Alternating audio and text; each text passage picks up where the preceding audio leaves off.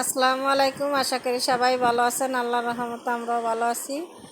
আমার বাবা অনেক অসুস্থ। আমার বাবাকে নিয়ে এখন হসপিটালে যাব, সেই জন্য এখন নিচে যাইতেছি আমি এই ডক্টরের কাছে। এই ধানমন্ডি 9 নম্বর সেক্টর ইবনে সিনা হসপিটালে দেখাইতে যাব। সেই জন্য এখন আমি আমার ছোট ভাবি যাব, ছোট ভাইয়ের বউ যাব। এখন আমরা জানিয়ে আসবো যে কয়টা বাজে এমআরআই করাবে। সেই জন্য এখন এটা করাইতে গেলে জানিয়ে আসছি। এখানে আমার বাসতে এসে দাঁড়ায় রয়েছে। আমি বাসায় চলে আসবো জানিয়ে আসছি যে এটা কীভাবে করতে হবে। তারপর বিকালে যাব বড় ভাইয়ের বোনে নিয়ে, আব্বা, তারপর সবাই আমাদের জন্য দোয়া করবেন। আর এখন আমি বাসায় আসছি। বাসায় এসে যে রান্না বান্না করতেছি। আম্মা আবার দেশে থেকে মাছ আনছে, ইলিশ মাছ, ছোটো ছোটো ইলিশ মাছ। তারপর কোরবানির মাংস, ওই কোরবানির মাংস রান্না করি নাই, এখন ইলিশ মাছ আর এই যে কচু দিয়ে এই যে ছোটো ছোটো মাছ দিয়ে রান্না করবো। কিছুটা মাছ ভাজা রাখবো আর কিছুটা মাছ দিয়ে রান্না করবো লইছি গুছাইয়া। আম্মা কাইটা কুটে দিছে। আম্মা ডাল ভাত, তারপর সকালের নাস্তা। আমি আইসা দেখি এটি সব বানানো হয়ে গেছে। আমি বাচ্চাদেরকে স্কুলে গেছিলাম, স্কুলে দিতে গিয়ে তারপর আম্মা ফোন দিছিল, পরে গেছি পরে মা এই যে মাছ, গরুর মাংস দিছে সেইখান থেকে। আর বড় ভাবি আবার নাস্তা খাওয়াই দিছে। পরে আইসা দেখি আম্মা রান্না বান্না সব করা শেষ। এখন খালি একটা তরকারি রান্না করব আমি, পরে লাস্টে আবার একটু মুরগি রান্না করব। যে মেহমান আসছে ওরা বাচ্চারা খায় না, এইগুলো ছোটো মাছ খায় না, কোনো মাছই বলতে খায় না, ওরা কম মাছ খায়। সেই জন্য ওদের জন্য মুরগির গোশত রান্না করব, অল্প মাংস রান্না করব। অল্প মাংস রান্না করলে হয়ে যায়। আর আমরা তরকারি রান্না করবো। আমরা আবার সবজি মাছ ছাড়া ভালো লাগে না ভাত খেতে।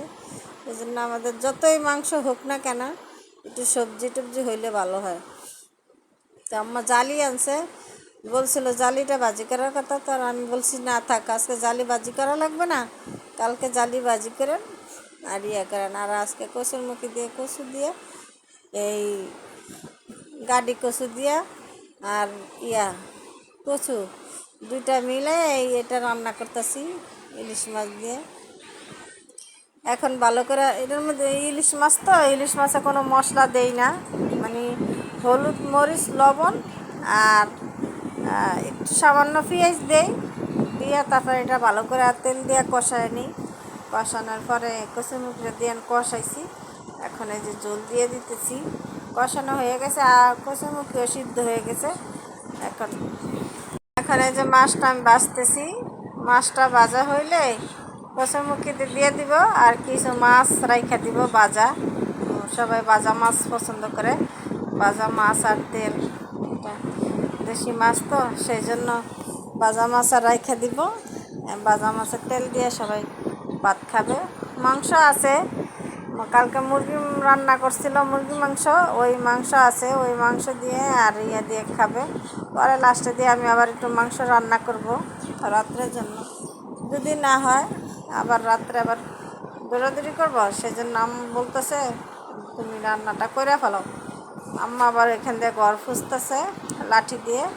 আমি আবার এই যে রান্নাটা শেষ করে রান্নাঘর একদম ক্লিন করে তারপর আমি বাইরে যাবো।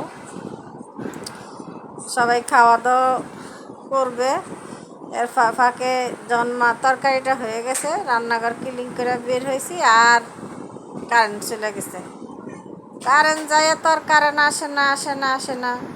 আমি মুরগি রান্না করবো, মাংস রান্না করতে পারতেছি না, বসে রয়েছি।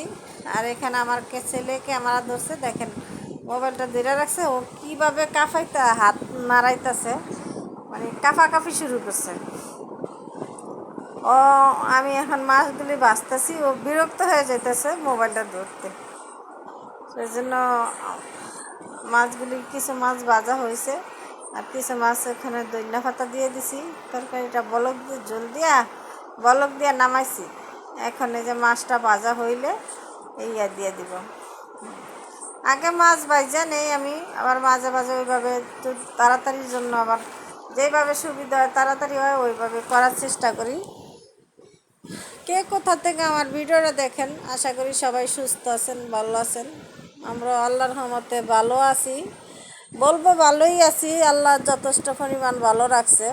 তারপরে আমার বাবাটা অনেক অসুস্থ, তারপরে আমার ছোটো একটা বাস্তি ছিল, ও বাস্তিটা অনেক অসুস্থ ছিল, আমি নিজেও অনেক অসুস্থ ছিলাম, আমার আম্মা অসুস্থ, মানে চারিদিকে অসুস্থ একসাথে হয়ে গেছে।